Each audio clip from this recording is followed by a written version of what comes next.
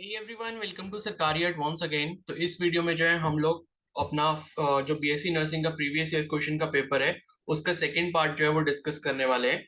तो कल जो मैंने वीडियो अपलोड करी थी तो उसमें जो है मैंने नर्सिंग एप्टीट्यूड के क्वेश्चंस जो है वो आपके साथ डिस्कस किए थे। तो अभी इस वीडियो में जो है हम लोग फिजिक्स के क्वेश्चंस को डिस्कस करने वाले हैं। तो काफी सारे कैंडिडेट्स ने लाइक रिक्वेस्ट किया बिकॉज मैंने बोला था कि लाइक आपको इस टाइप की वीडियोस चाहिए तो आप मेरे को कमेंट सेक्शन में जरूर बताना।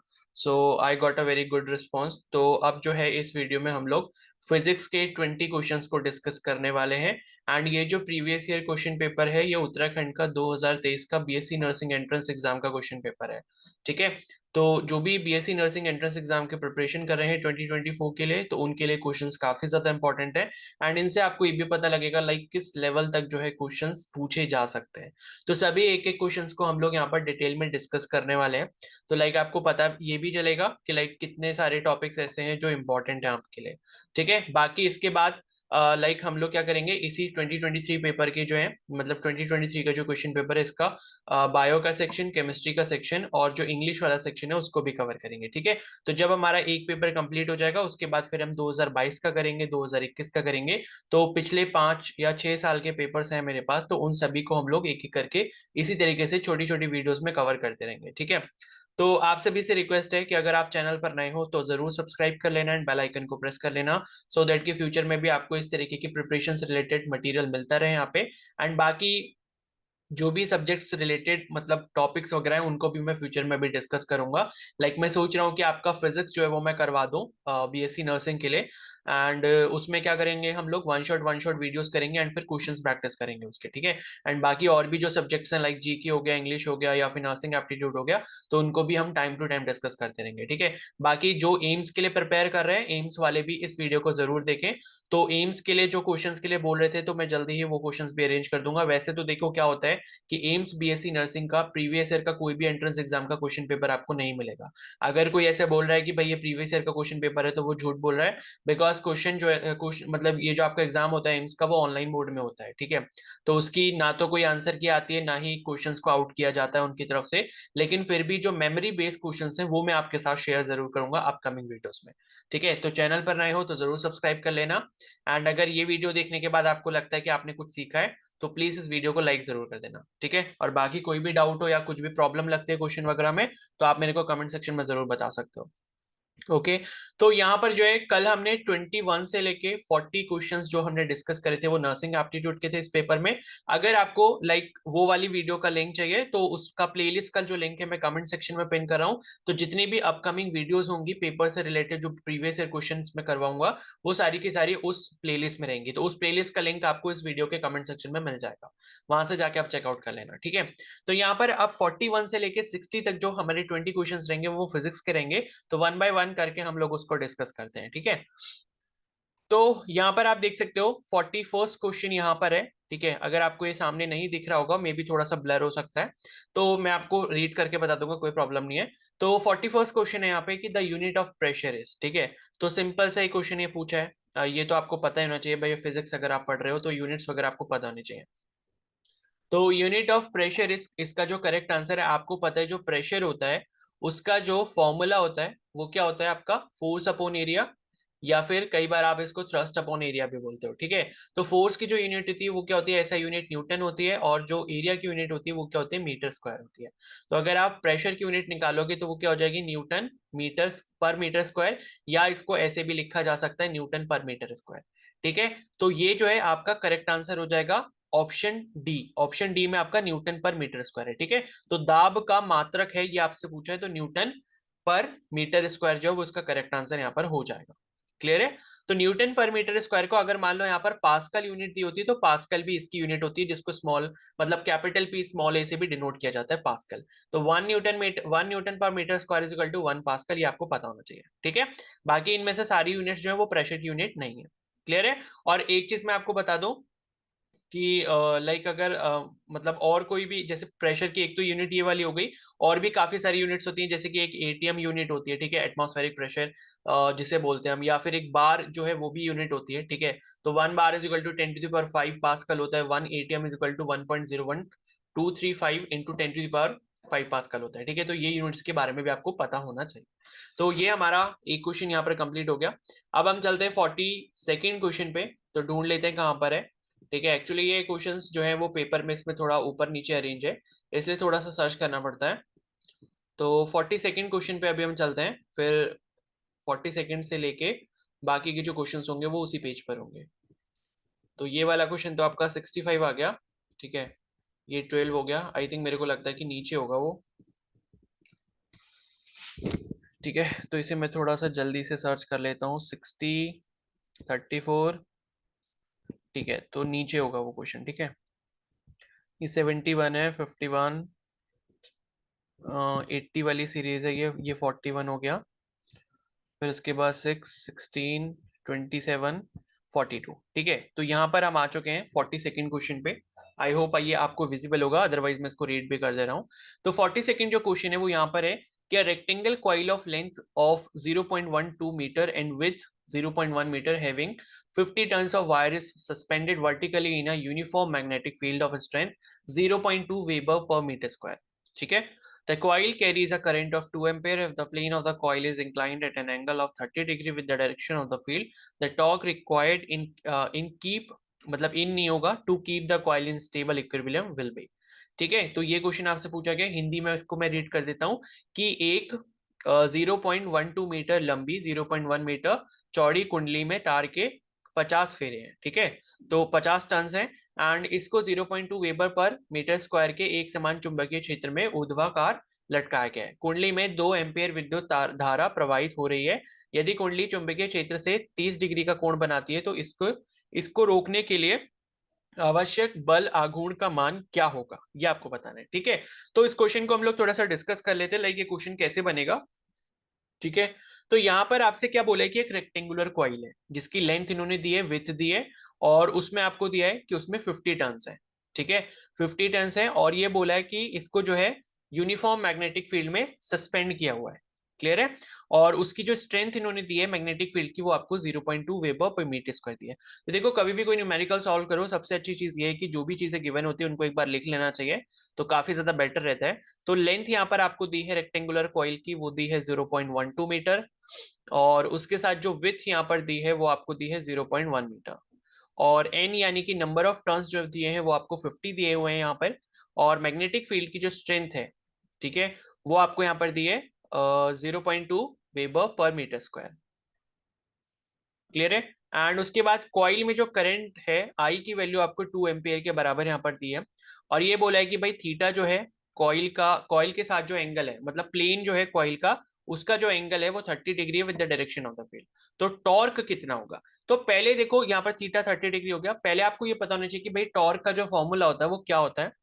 तो टॉर्क जो हम निकालते हैं उसका जो फॉर्मूला होता है वो होता है आपका एम बी साइन थीटा, ठीक है, एम बी साइन थीटा। और अगर वेक्टर वेक्टर के टर्म्स में हम बात करें तो एम क्रॉस बी भी हम कई बार बोल देते हैं। तो एम बी साइन थीटा होता है मैग्नीट्यूड के टर्म्स में इसका फॉर्मूला। और आपको ये भी पता होना चाहिए कि जो एम होता है यानी कि मैग्नेटिक मोमेंट, इसका जो फॉर्मूला होता है वो होता है N into I into A, N I A, यानी कि N is number of turns, I is current हो गया, और ए क्या हो गया आपका एरिया हो गया, ठीक है। तो ये चीजें जो है ये हमें पता होनी चाहिए, लाइक ये सारी चीजें लगभग हमें गिवन है। तो एक बार इसका लाइक फिगर थोड़ा सा देख लेते हैं सो दैट कि हमें थीटा के बारे में कंफ्यूजन ना हो। तो लाइक रेक्टेंगुलर कॉइल जो है वो आपकी कुछ इस तरीके से होगी, ठीक है। रेक्टेंगुलर कॉइल जो है वो आपकी कुछ इस तरीके से होगी। अब आपको ये ध्यान रखना है कि भाई इसका जो एरिया वेक्टर होता है हमेशा क्या होता है, कॉइल के परपेंडिकुलर होता है। यानी कि कोई भी अगर रेक्टेंगुलर प्लेन है तो उसका जो एरिया वेक्टर होता है वो उसके ठीक परपेंडिकुलर होता है। और आपसे ये बोला गया है कि भाई ये जो कॉइल है ये आपका 30 डिग्री इंक्लिनेशन पे है फील्ड के साथ। तो मान लो जो भी फील्ड की डायरेक्शन होगी तो फील्ड के साथ ये जो एंगल बना रही है कितना बना रही है, 30 डिग्री का बना रही है। तो हम इसको लाइक कुछ ऐसे समझ सकते हैं कि ये जो कॉइल है इसने 30 डिग्री का एंगल बनाया है। इसका मतलब ये है कि यहाँ पर सपोज इस तरीके से अगर यहाँ पर मैग्नेटिक फील्ड है, ठीक है, तो यहाँ पर क्या बोलते हैं कि ये वाला जो एंगल होगा आपका, ये आपका 30 डिग्री के बराबर होगा, ठीक है। 30 डिग्री का एंगल जो है वो आपका किसका है, प्लेन ऑफ द कॉइल का है विद मैग्नेटिक फील्ड।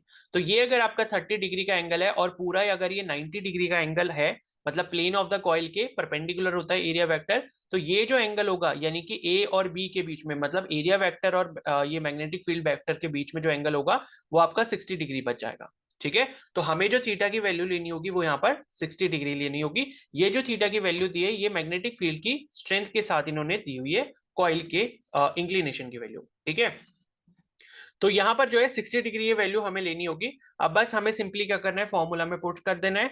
तो पहले हम यहाँ पर क्या करते हैं, एम की वैल्यू कैलकुलेट कर लेते हैं। एम के लिए NI लगाना है आपको फॉर्मूला, तो एन आपको 50 टर्न्स दिया हुआ है। करंट की वैल्यू यहाँ पर आपको 2 एम्पेयर के बराबर दी हुई है, और मैग्नेटिक फील्ड जो है वो आपको 0.2 वेबर पर मीटर स्क्वायर दी हुई है। ठीक है, तो ये जब आप कैलकुलेट यहाँ पर करोगे तो आपको कितना मिलेगा, 50 इंटू 2 कितना हो गया, 100, 100 इंटू 0.2। ठीक है, ये जब आप करते हो तो कितना हो जाएगा, ये हो जाएगा आपका 20 के बराबर। ठीक है, तो एक एक मतलब एक प्लेस पहले डेसिमल लग जाएगा, इतना हो गया 20। अब आपको टॉर्क की वैल्यू कैलकुलेट करनी है जो कि एम बी साइन थीटा के बराबर होगी। तो एम आपने कैलकुलेट कर लिया जो कि 20 के बराबर है। बी मैग्नेटिक फील्ड की जो स्ट्रेंथ है वो आपको यहाँ पर सॉरी सॉरी ठीक है, कुछ थोड़ी सी गड़बड़ हो गई, जो एरिया की वैल्यू थी वो मैंने गलत लिख दी। ठीक है, एरिया वो नहीं होगा, ये होगा 50 इंटू 2 एम्पेयर। और एरिया की जो आपको वैल्यू दी है, देखो ये रेक्टेंगुलर कॉइल है और आपको लेंथ और ब्रेथ यहाँ पर दी थी। तो एरिया ऑफ रेक्टेंगल आपको पता है क्या है, क्या होता है, एल इंटू बी होता है या लेंथ इंटू विथ होता है। तो 0.12 इंटू 0.1 ये हो जाएगा। ठीक है, तो 50 इंटू 2 कितना हो गया, 100 हो गया, और 0.12 इंटू 0.1 ये आपका हो जाएगा 0.012 के बराबर। और इसे जब आप 100 से मल्टीप्लाई करोगे तो ये हो जाएगा आपका 1.2 के बराबर। ठीक है, तो मैग्नेटिक मूवमेंट की वैल्यू 1.2 आ गई। इसे यहाँ पे रख देंगे, 1.2 इंटू मैग्नेटिक फील्ड की जो स्ट्रेंथ है वो आपकी 0.2 के बराबर है। और यहाँ पर आपको साइन थीटा लेना पड़ेगा, साइन थीटा यानी कि साइन 60। ठीक है, साइन 60 हो गया, और साइन 60 की वैल्यू जो कितनी होती है, √3/2। तो ये जब आप कैलकुलेशन करोगे, ठीक है, 1.2 इंटू 0.2 इंटू √3/2, मैं इसको कैलकुलेट कर लेता हूँ कैलकुलेटर से ही। तो 1.2 इंटू 0.2 इंटू √3 की वैल्यू 1.732 ले लेते हैं, एंड डिवाइडेड बाई 2। ठीक है, तो ये जो आपका आंसर आ रहा है वो आ रहा है 0.20784। ये जो कैलकुलेट करके आ रहा है 0.20784, ये आपका आएगा न्यूटन मीटर में। ठीक है, तो इसके अकॉर्डिंग जब आप ऑप्शंस में देखोगे तो ऑप्शन में जो आपको करेक्ट आंसर मिलेगा वो आपको सी वाला मिलेगा, यानी कि 0.20, क्योंकि वही क्लोजेस्ट आंसर है, तो वो आपका करेक्ट आंसर हो जाएगा। ठीक है, उसके बाद नेक्स्ट क्वेश्चन पे आते हैं। आई होप ये क्वेश्चन आपको क्लियर हो गया होगा, ये थोड़ा हाई लेवल का क्वेश्चन पूछा गया है, तो आप समझ सकते हो कि लेवल जो है ऊपर नीचे होता रहता है क्वेश्चंस में। तो उसके बाद यहाँ पर जो नेक्स्ट क्वेश्चन है वो है आपका, the sunlight from sun to earth reaches in. ठीक है, अब ये बहुत ही इजी सा क्वेश्चन है, इसके लिए मैं आपको बोलूंगा कि भाई इसका जो आप आंसर है वो आप मेरे को कमेंट सेक्शन में बताओगे। ठीक है, ताकि आपकी भी नॉलेज मेरे को पता लगे कि आपने कितनी पढ़ाई कर रखी है।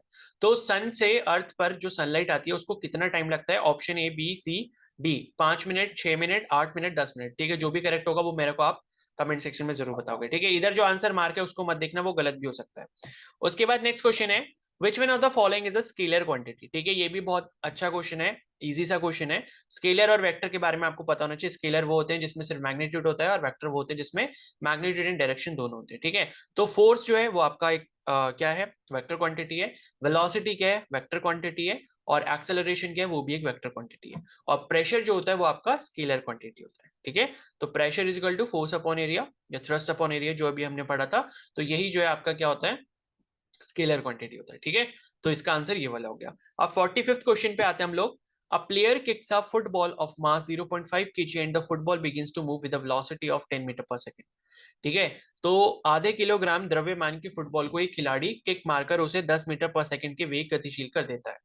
If the contact between the leg and the football lasts for 1/50 second, then the force acted on the football should be। यदि फुटबॉल व पैर का संपर्क काल 1.5 सेकंड हो तो, सॉरी 1.5 नहीं, 1/50 है। ठीक है, तो फुटबॉल पर लगने वाला जो बल है उसका मान कितना होगा, ये आपको यहाँ पर कैलकुलेट करके बताना है। तो इसके लिए हमें जो है थोड़ा कैलकुलेशन वाला पार्ट फिर से करना पड़ेगा, जैसे अभी हमने थोड़ी देर पहले किया था। तो यहाँ पर जो है हम मोमेंटम का इस्तेमाल करेंगे, ठीक है, इस क्वेश्चन में।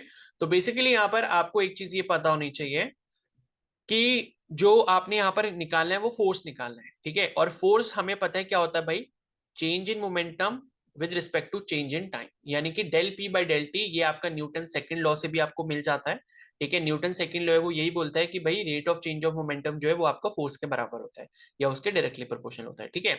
ये आपको मिल गया। तो F is equal to del P by del T ये आपके पास है। और इसमें हम फॉर्मूला में थोड़ा सा और आगे चेंज कर सकते हैं, और डेल पी को मैं क्या लिख सकता हूँ, एम इंटू डेल वी लिख सकता हूँ, ठीक है। बेसिकली डेल पी क्या है, चेंज इन मोमेंटम, तो चेंज इन मोमेंटम को मैं क्या कर सकता हूँ, mass into change in velocity upon delta T, ठीक है। तो मास जो है उसकी वैल्यू आपको यहाँ पर दी है, कितनी दी है, 0.5 kg दी है, ठीक है। तो ये 0.5 हो गया इनटू डेल वी, यानी कि चेंज इन वेलोसिटी कितना हो रहा है। तो भाई ये देखो, आपकी जो इनिशियल वेलोसिटी थी वो तो आपकी यहाँ पर 0 दी है, और जो फाइनल वेलोसिटी फुटबॉल के पास आ चुकी है वो 10 मीटर पर सेकंड आ चुकी है। तो फाइनल माइनस इनिशियल यानी कि 10 माइनस 0 जब आप करोगे तो डेल वी की जो वैल्यू आपको मिलेगी वो कितनी मिल जाएगी, 10 मीटर पर सेकंड मिल जाएगी, ठीक है। उसके बाद डेल टी, टाइम आपको जो दिया है वो आपको 1/50 सेकंड के बराबर दिया है, तो 1/50 जो है वो हम यहाँ पर रख देंगे, ठीक है। और आपको एक चीज यहाँ पर ये भी ध्यान रखनी होती है कि सारी क्वांटिटीज आपकी एसआई यूनिट में होनी चाहिए। तो ये आपका केजी में है, एसआई यूनिट है, ये मीटर पर सेकंड है एसआई यूनिट है, ये सेकंड है, ये एसआई यूनिट है, तो सही है, ठीक है, हमें चेंज करने की कोई भी नीड नहीं है। तो ये जब आप कैलकुलेट करोगे तो 0.5 इंटू 10 कितना हो जाएगा, 5 हो जाएगा, और ये 50 जो है ये आपका ऊपर आ जाएगा, तो कितना हो जाएगा, 250 न्यूटन। तो 250 न्यूटन जो है वो उसका करेक्ट आंसर हो जाएगा, यानी कि ऑप्शन सी जो है वो उसका सही आंसर होगा, ठीक है। तो 45th क्वेश्चन यहाँ पर हो चुका है हमारा। अब हम चलते हैं 46 क्वेश्चन को ढूंढने के लिए। ये 46 वाला क्वेश्चन यहाँ पर कहाँ है, ठीक है, आई थिंक ऊपर था वो, ये रहा, ठीक है, आ गए हम वहां पर। तो 46 क्वेश्चन जो है वो आपका सबसे पहला क्वेश्चन यहाँ पर ये है इस पेज पे, कि sound wave in air are, यानी कि वायु में ध्वनि तरंग जो है वो किस प्रकार की होती हैं, तिरछी होती हैं, अनुदैर्ध्य होती हैं, विद्युत चुंबकीय होती हैं, या ध्रुवीकृत होती हैं, यानी कि ट्रांसवर्स होती हैं, लॉन्गिट्यूडनल होती हैं, इलेक्ट्रोमैग्नेटिक होती हैं, पोलराइज होती हैं, ठीक है।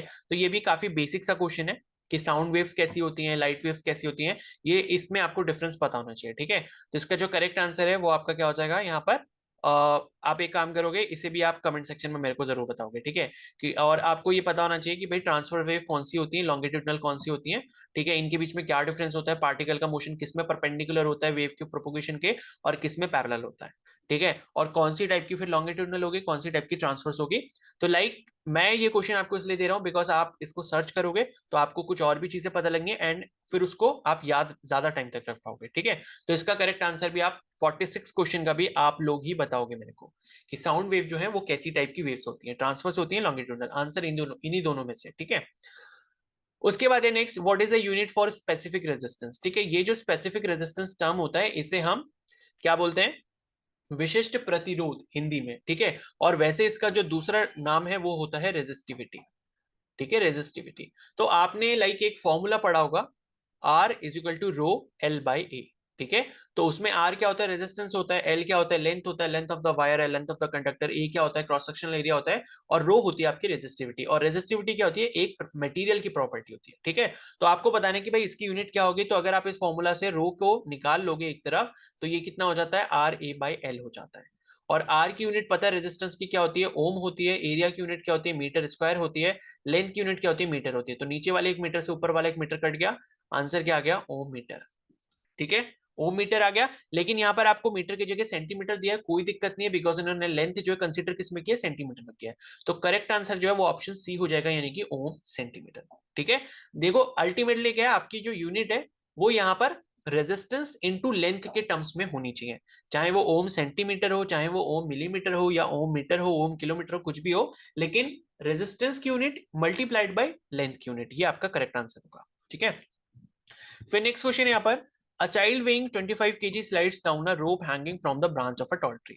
एक ऊंचे पेड़ की डाल से बंधी रस्सी से एक 25 किलोग्राम का लड़का नीचे की ओर फिसलता है। If the force of friction acting against him is 2 Newton, तो इस लड़के की गति के विपरीत अगर 2 न्यूटन का घर्षण बल लग रहा है, तो आपको बताना है कि एक्सेलरेशन जो है बच्चे का वो कितना होगा, ठीक है, चाइल्ड का एक्सेलरेशन कितना होगा, और लड़के का जो है त्वरण क्या होगा, ठीक है, ये आपको बताना है। तो इसमें जी की वैल्यू आपको दी है 9.8 लेनी है, जब नहीं दी होती है तो आप 10 ले सकते हो, अगर दी है तो आपको जो दी है वही लेनी होगी, यानी कि 9.8। अब देखो केस यहाँ पर कुछ ऐसा बना है कि यहाँ पर एक बच्चा है जिसका वजन जो है वो 25 किलो है, यानी कि मास उसका 25 किलो दिया है, वो एक रस्सी के ऊपर चढ़ रहा है, ठीक है।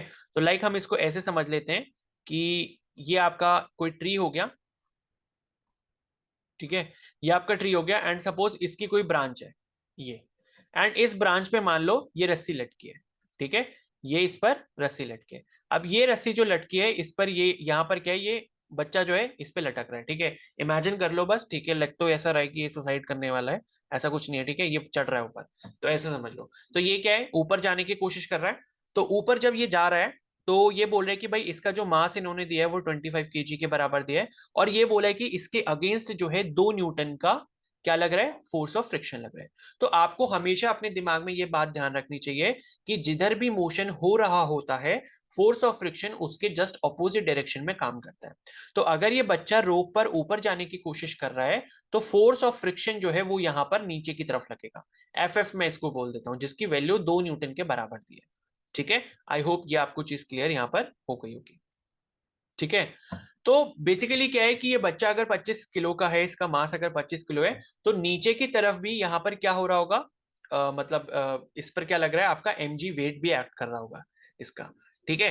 तो आप यहाँ पर क्या करोगे कि लाइक आपको जो टोटल यहाँ पर मतलब क्या बोलते हैं, स्लाइड्स डाउन, अच्छा अच्छा ठीक है, सॉरी सॉरी, एक छोटी सी गड़बड़ हो गई है, ठीक है, क्वेश्चन थोड़ा सा ध्यान से नहीं पढ़ा मैंने, थोड़ी सी गड़बड़ हो गई।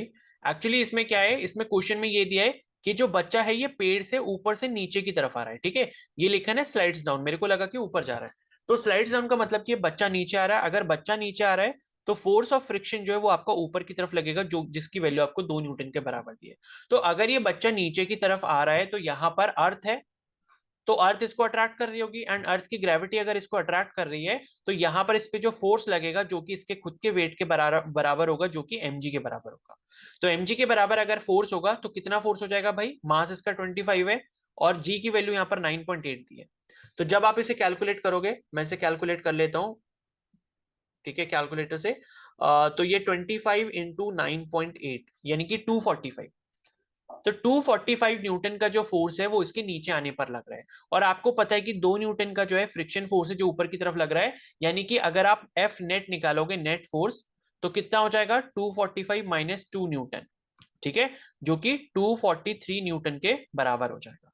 आई होप ये चीज आपको समझ आ गई होगी, क्योंकि नीचे आने पे 245 न्यूटन का फोर्स लग रहा है, ऊपर फ्रिक्शन का फोर्स जो है 2 न्यूटन का लग रहा है, क्योंकि फ्रिक्शन का फोर्स हमेशा मोशन के ऑपोजिट डायरेक्शन में लगता है, ठीक है। अब अगर हमें नेट एफ नेट की वैल्यू मिल गई है तो एक्सेलरेशन हम यहां से निकाल सकते हैं, जो कि एफ नेट बाय एम के बराबर होगा।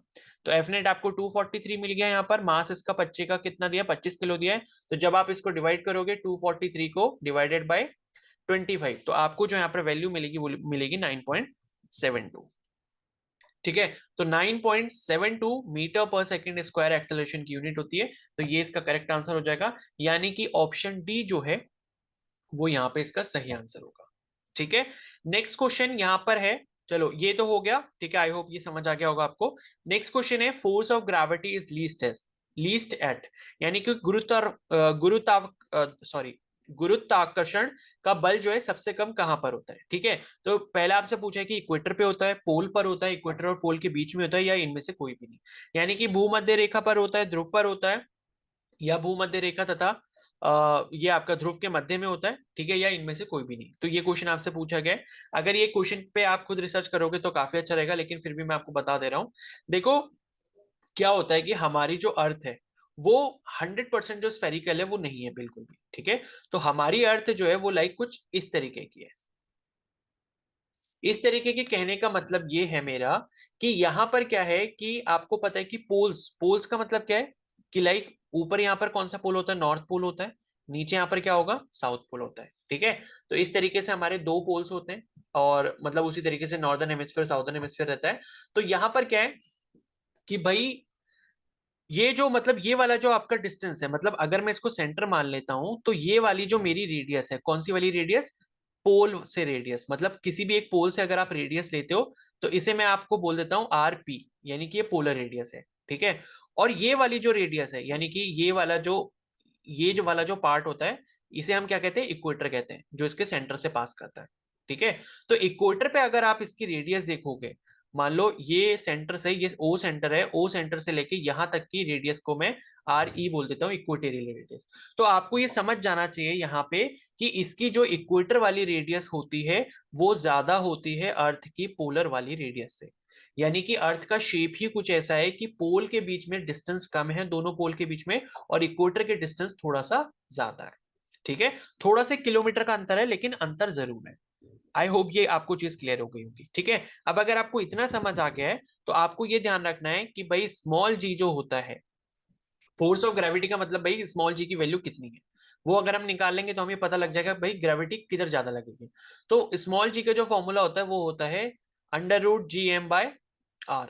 ठीक है, एक सेकेंड, अंडर रूट नहीं, सॉरी, GM/r²। ठीक है, इस तरीके का लाइक यहाँ पर आपके पास स्मॉल जी का फॉर्मूला होता है। और मैं आपको एक काम और करता हूँ कि इक्वेटोरियल रेडियस और जो वो है क्या बोलते हैं पोलर रेडियस, उसकी भी आपको एक बार वैल्यू बता देता हूँ, सो दैट कि आपको फ्यूचर में कभी भी कंफ्यूजन ना रहे। ठीक है, तो इक्वेटोरियल रेडियस आप याद रखना, ये होती है आर ई की जो वैल्यू होती है वो होती है आपकी, यहां पर मैं लिख देता हूं, आर ई की जो वैल्यू होती है वो होती है 6371 किलोमीटर। ठीक है, ये रेडियस की वैल्यू है, डायमीटर की नहीं है। और उसके बाद यहाँ पर जो पोल पे जो रेडियस की वैल्यू होती है वो होती है 6357। ठीक है, तो आप देख सकते हो थोड़ा सा डिफरेंस आपको दिख रहा है। इक्वेटोरियल वाली रेडियस जो होती है वो आपकी यहाँ पर क्या बोलते हैं,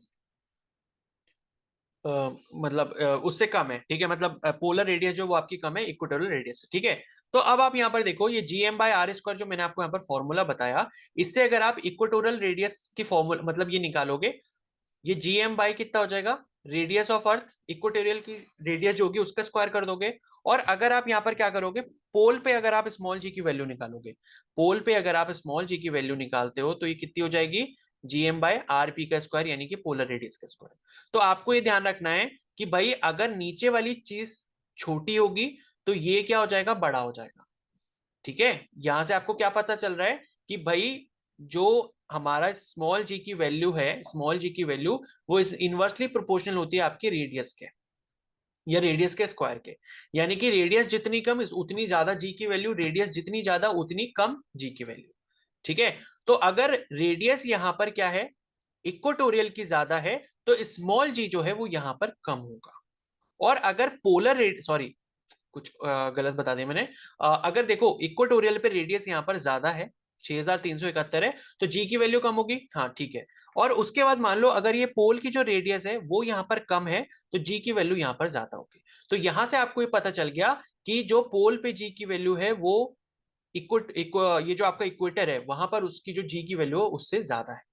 ठीक है, तो इसके अकॉर्डिंग आप आंसर यहां पर लगा सकते हो कि फोर्स ऑफ ग्रेविटी जो है वो आपका कम कहां पर होता है, इक्वेटर पे कम होता है। ठीक है, फोर्स ऑफ ग्रेविटी जो है वो आपका कहां पर कम होता है, इक्वेटर पे कम होता है या मिनिमम होता है। और पोल पे जो है वो आपका सबसे ज्यादा होता है। आई होप ये कॉन्सेप्ट आपको क्लियर हो गया होगा, कभी भी आप फ्यूचर में इसको नहीं भूलोगे। ठीक है, तो ये रीजन होता है इस फिनोमेना के पीछे। ठीक है, तो ये चीज क्लियर हो गई। एंड अब इसके बाद नेक्स्ट क्वेश्चन कर लेते हैं।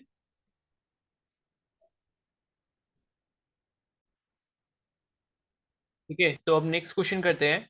एंड 58 नंबर का जो आपको ये क्वेश्चन स्क्रीन पर दिख रहा है, ठीक है, मैं इसको फुल स्क्रीन कर लेता हूँ। तो 50th क्वेश्चन जो है वो है, an automobile moves on a road with speed of 54 kilometre per hour. ठीक है, तो एक मोटर वाहन है वो किसी सड़क पर 54 किलोमीटर प्रति घंटे की चाल से चल रहा है।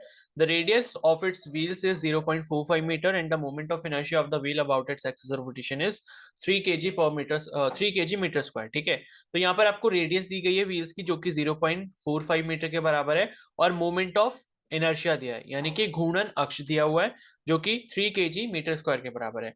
And if the vehicle is brought to rest in 15 second, तो टाइम आपको दिया है कि 15 सेकेंड में उसको अगर रेस्ट पे लाया जाता है तो मैग्नीट्यूड कितना होगा एवरेज टॉर्क का जो ट्रांसमिट किया जाएगा उसके ब्रेक्स के थ्रू व्हील पर। ठीक है, तो यहाँ पर हिंदी में इसका है कि वाहन को रोकने में 15 सेकंड का अगर समय लगता है तो ब्रेक द्वारा पहिए पर लगा औसत बल आघूर्ण का मान क्या होगा। ठीक है, तो ये क्वेश्चन हमें करना है, तो अब इसको कर लेते हैं। ठीक है, तो अब ये कैसे होगा करते हैं। तो मैंने आपको आपको पहले ही बोला कि सबसे पहले जो है जो भी चीजें गिवन है वो यहाँ पर लिख लो। तो यहाँ पर आपको स्पीड दी है 54 किलोमीटर पर आवर, ठीक है। और बाकी आप जो यूनिट्स देखोगे वो जैसे मीटर दिख रहा है, केजी मीटर स्क्वायर दिख रहा है, टाइम आपको सेकंड में दिख रहा है, लेकिन स्पीड जो है वो आपको 54 किलोमीटर पर आवर दी है, यानी कि ऐसा यूनिट में ये अभी नहीं है, ठीक है। 54 किलोमीटर पर आवर है। तो इसको हम क्या करेंगे, मीटर पर सेकंड में चेंज कर लेंगे, एंड मीटर पर सेकंड में चेंज करने के लिए हम क्या करते हैं, 5/18 से मल्टीप्लाई करते हैं। तो 18 1 जा 18, 18 3 जा 18 2 जा 36, 18 3 जा 54, ठीक है। तो ये आपको मिल जाएगा 15 मीटर पर सेकेंड। तो वेलोसिटी हमारे पास 15 मीटर पर सेकेंड थी, ठीक है। अब मैं एक काम करता हूँ कि ये जो बाकी का सब लिखा हुआ है ये सारा इरेज कर देता हूँ यहाँ से, ठीक है, सो दैट कि यहाँ पर स्पेस हो जाएगा।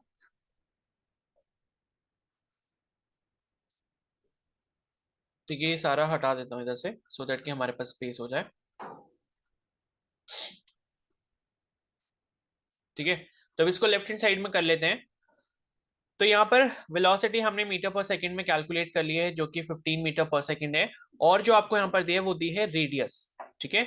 तो रेडियस आपको दी है यहाँ पर 0.15 मीटर के बराबर, एंड मोमेंट ऑफ इनर्शिया जो है वो आपको 3 kg मीटर स्क्वायर दिया है। तो मोमेंट ऑफ इनर्शिया यानी कि आई आप इसको लिख सकते हो, जो कि आपका 3 kg मीटर स्क्वायर के बराबर है, ठीक है। एंड उसके बाद टाइमिंग जो दी है यहाँ पर रेस्ट में आने तक की वो आपकी 15 सेकेंड है। अब आपको बताना है कि भाई टॉर्क जो है वो यहाँ पर कितना होगा, ठीक है। तो टॉर्क के लिए जो है हमें एक फॉर्मूला पता है यहाँ पे कि रोटेशनल मोशन में टॉर्क के लिए एक फॉर्मूला होता है आई इंटू अल्फा, यानी कि moment of inertia into angular acceleration, ठीक है। इसको जब हम थोड़ा सा और चेंज करेंगे फॉर्मूला को, तो अल्फा को हम लिख सकते हैं ए बाई आर, यानी कि linear acceleration acceleration divided by radius. Because आपको पता है जैसे कि ए बाई आर मैंने अल्फा लिखा है, इसका मतलब है कि A is equal to R times alpha होता है, ठीक है। आई होप ये चीज आपने पढ़ी होगी जब आपने रोटेशनल मोशन पढ़ा होगा। जैसे आपको पता है कि v equal to R omega होता है, linear velocity is equal to radius या फिर डिस्टेंस जो होता है एक्सिस ऑफ रोटेशन से और पार्टिकल का, ठीक है। और उसको अगर आप ओमेगा से मल्टीप्लाई करते हो यानी कि एंगुलर वेलोसिटी से, तो ये एक रिलेशन बनता है, और साथ में लीनियर एक्सेलरेशन और एंगुलर एक्सेलरेशन में ये वाला रिलेशन बनता है। तो उसी को मैंने यहाँ पर ए बाई आर जो है वो यूज कर लिया है। अब उसके बाद यहां पर जो है ए को मैं क्या लिख सकता हूं, वी बाई टी लिख सकता हूं, ठीक है। तो आई बाई आर ये हो गया, यहां पर ए बचा, तो I by R into A. Acceleration क्या होता है, change in velocity divided by time, या वी बाई टी लिख लो। चेंज इन वेलोसिटी बेसिकली वही है, मतलब क्योंकि हमें पता है चेंज इन वेलोसिटी कितना आएगा, फाइनल माइनस इनिशियल उतना ही आएगा, बिकॉज इनिशियली वो जीरो से स्टार्ट हो रहा है, ठीक है। तो हम ऐसे ही कंसीडर करके चलते हैं। तो ये हमारे पास एक फॉर्मूला यहाँ पर बन जाएगा, I by R into V by T.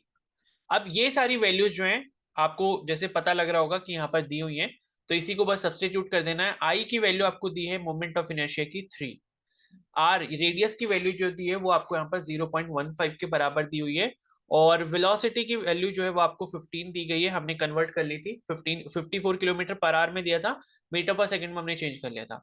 और उसके साथ जो टाइम की वैल्यू है वो भी आपको 15 सेकंड्स दी गई है। तो ये वाला 15 ये वाले 15 से कैंसिल हो गया, और ये नीचे का डेसिमल हटा के हमने ऊपर दो जीरोस लगा दिए। तो 15 1 जा 15, 15 2 जा 30, एंड एक जीरो ये आ गया। तो 20 जो है यहाँ पर आ गया है, ठीक है। आई होप कुछ थोड़ी सी शायद कुछ यहाँ पर गड़बड़ हो गई है, ठीक है। और एक बार सही से चेक करना पड़ेगा, ओके ओके ओके, ठीक है। तो गड़बड़ बेसिकली हो गई है कि ये जो रेडियस यहाँ पर दी है वो 0.45 दी है, मैंने क्या करा है 0.15 लिख दिया, ठीक है। तो इसको थोड़ा सा सही कर लेते हैं, ये आपको रेडियस जो है वो 0.45 दी है। तो इस वाली कैलकुलेशन को जो है मैं एक बार दोबारा से कर लेता हूँ यहाँ पे, ठीक है। तो आई की वैल्यू आपको दी है, एक बार फिर से चेक कर लेते हैं, आई 3 दिया है, ठीक है, हाँ यहाँ पर 3 दिया है, 3 हो गया। और डिवाइडेड बाय आर, रेडियस की वैल्यू 0.45 है, ठीक है। 0.45 into V by T, velocity हमने 15 कैलकुलेट की थी, ठीक है, मीटर पर सेकंड में। और टाइम भी जो है वो आपको 15 सेकंड दिया है। तो चलो ये तो 15 से 15 कैंसिल हो गया। अब कितना बचा आपके पास, ये हटा देता हूं मैंने। तो अब आपके पास आया 3/0.45। तो नीचे से अगर आप डेसिमल को हटाते हो तो दो जीरोस आप ऊपर बढ़ा सकते हो, एंड उसके बाद आप क्या कर सकते हो, 5 से कैंसिल कर सकते हो। 5 9 जा 45, एंड 5 60 जा 300। तो 60/9 आपको यहाँ पर मिल गया। 60 को अगर 9 से डिवाइड करके देखते हैं तो कितना मिलता है, 9 1 जा 9, सॉरी 9 1 जा नहीं करेंगे, कितना करेंगे, 9 6 जा करेंगे, ठीक है, 9 6 जा 54, बचा 6, पॉइंट लगाया, जीरो बढ़ाया, उसके बाद फिर से 6 जा जाएगा 54, ऐसे बार बार हमारे पास 6 आता रहेगा, हम जीरो बढ़ाते रहेंगे, तो 6.66 या फिर 6.67 जो है उसका लगभग करेक्ट आंसर हो जाएगा। तो अगर हम आंसर के मतलब ऑप्शंस के अकॉर्डिंग देखें तो ऑप्शन बी जो है उसका सही आंसर होगा 6.66 kg मीटर स्क्वायर पर सेकेंड स्क्वायर, ठीक है। तो ये क्वेश्चन जो है ये कुछ इस तरीके से यहाँ पर सॉल्व होना था। तो यहाँ पर हमने 10 क्वेश्चंस कंप्लीट कर लिए हैं, अब चलते हैं हम 51 क्वेश्चन नंबर पे, ठीक है। तो मैं जल्दी से इसको सर्च कर लेता हूँ 51 वाला कहाँ पर है। ये 16, 26, ये तो 42 है, 21, ठीक है, ऊपर की साइड होगा 51, ये रहा, ठीक है। हम पहुंच चुके हैं 51 क्वेश्चन नंबर पे। तो 51 क्वेश्चन नंबर जो है वो आपका ये है, इसमें पूछा है कि ऐसे unit of universal gas constant is, ठीक है। तो यूनिवर्सल गैस कांस्टेंट की जो यूनिट होती है, ऐसा यूनिट वो क्या होती है, तो देखो इसका सीधा सा सिंपल सा आंसर है, इसका करेक्ट आंसर हो जाएगा जूल पर मोल केल्विन, ठीक है। जूल पर मोल केल्विन जो है वो इसका करेक्ट आंसर यहाँ पर हो जाएगा। अभी कैसे कैलकुलेशन होती है, देखो इसकी और भी कुछ यूनिट्स होती हैं, ठीक है, जैसे कि एक यूनिट इसकी लीटर एटीएम पर मोल केल्विन भी होती है, ठीक है। तो वो सब यूनिट कैसे होती है वो जब हम और डिस्कशन करेंगे, चैप्टर को पढ़ेंगे, जब वन शॉट वाली वीडियोस में, तब हम डिस्कस कर लेंगे, ठीक है, जब हम थर्मोडायनेमिक्स पढ़ेंगे। उसके बाद नेक्स्ट क्वेश्चन है यहाँ पे, first law of thermodynamics states that, ठीक है। तो फर्स्ट लॉ ऑफ थर्मोडायनेमिक के अकॉर्डिंग जो आपका क्या होता है, डेल क्यू जो होता है वो आपका क्या होता है, del U plus del W होता है। यानी कि अगर आप किसी भी सिस्टम को हीट दे रहे हो, उसमें हीट अगर चेंज आ रहा है तो वो उसके इंटरनल एनर्जी में चेंज करेगा और साथ साथ कुछ ना कुछ वर्क डन करके देगा। तो इसका करेक्ट आंसर जो है वो यहाँ पर क्या हो जाएगा, system can do the work, यानी कि निकाय कार्य कर सकता है, ठीक है। तो सिस्टम कैन डू वर्क जो है वो इसका करेक्ट आंसर हो जाएगा। 53rd क्वेश्चन है यहाँ पे। 53rd क्वेश्चन जो यहाँ पर आपसे पूछा गया है, तो ये है, अ particle is executing a simple harmonic motion, ठीक है। तो सरल आवर्त गति करते हुए किसी कण का अधिकतम त्वरण अल्फा तथा अधिकतम वेग बीटा है, ठीक है। और यहाँ पर ये बोला है कि तो उसके कंपन का आवर्तकाल कितना होगा। तो यहाँ पर ये बेसिकली है कि एक पार्टिकल है वो एसएचएम कर रहा है, यानी कि सिंपल हार्मोनिक मोशन कर रहा है, और उसका जो मैक्सिमम एक्सेलरेशन वो आपको अल्फा दिया हुआ है यहाँ पे, और जो मैक्सिमम वेलोसिटी उसकी वैल्यू बीटा दी है। तो आपको बताना है कि भाई टाइम पीरियड जो वाइब्रेशन का कितना होगा। तो इसको हम कैसे सॉल्व कर सकते हैं, तो आपको ये पता होना चाहिए एसएचएम के लिए जो ए मैक्स की वैल्यू होती है, यानी कि मैक्सिमम एक्सेलरेशन की वैल्यू होती है, उसका जो मतलब डिराइव करके हमें जो रिजल्ट मिलता है वो मिलता है ओमेगा स्क्वायर इंटू ए, ठीक है। ओमेगा स्क्वायर इंटू ए ये मिलता है हमें, मतलब omega square times into acceleration. और उसके बाद यहाँ पर जो मैक्सिमम वेलोसिटी की वैल्यू हमें मिलती है, वी मैक्स की वैल्यू, वो आपकी यहाँ पर होती है ओमेगा इंटू ए, ठीक है, ये हो गई। एंड उसके बाद जो आपको मैक्सिमम एक्सेलरेशन दिया है वो आपको अल्फा के बराबर दिया है, मैक्सिमम वेलोसिटी जो है वो आपको बीटा के बराबर दिया है। तो आपसे ये पूछा है कि भाई टाइम पीरियड जो है वो कितने के बराबर यहाँ पर होगा, ठीक है। तो हम इसको कैसे सॉल्व कर सकते हैं वो देख लेते हैं।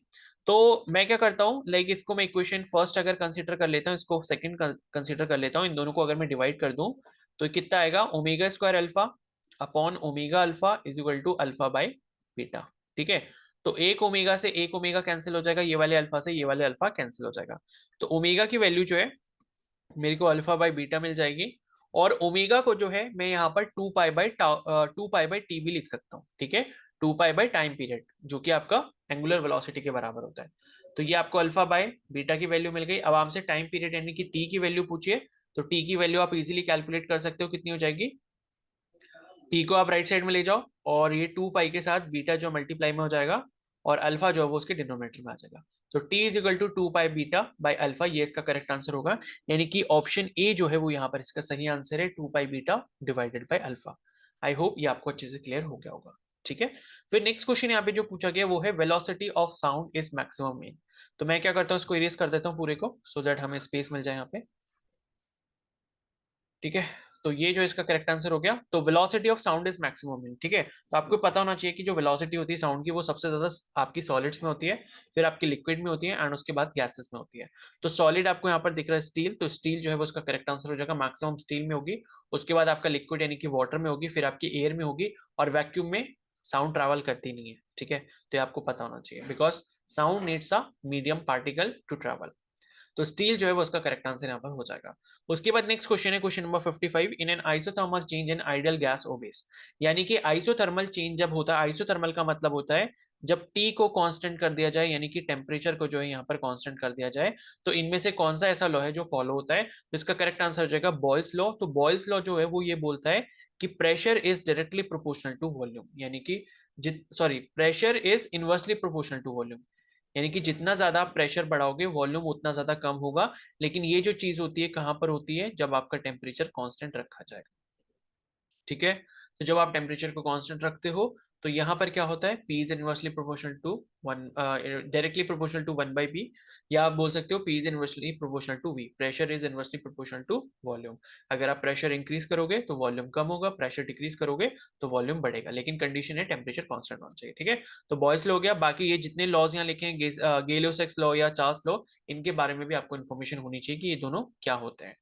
ओके, तो ये 55 जो है क्वेश्चन यहाँ पर हो चुका है। अब हम चलते हैं 56 क्वेश्चन नंबर पे। तो मैं देख लेता हूँ कहाँ पर है।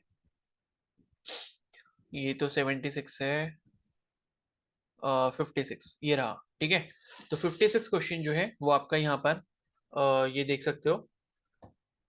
तो बेसिकली 56 क्वेश्चन है कि the acceleration of a particle is increasing linearly with time T as BT. ठीक है, तो एक कण का त्वरण समय t के साथ रैखिक रूप से bt के अनुसार बढ़ रहा है। The particle starts from the origin with an initial velocity v not. तो यहाँ पर जो है कण मूल बिंदु से प्रारंभिक वेग v नॉट से चलता है। The distance travelled by the particle in time t will be. तो यहाँ पर जो आपका तय की गई जो दूरी है, यानी कि जो डिस्टेंस है टाइम टी में, वो कितना होगा वो आपको बताना है। तो इसमें जो इन्फॉर्मेशन है पहले वो हम लिख लेते हैं, जो जो चीजें हमें गिवन है।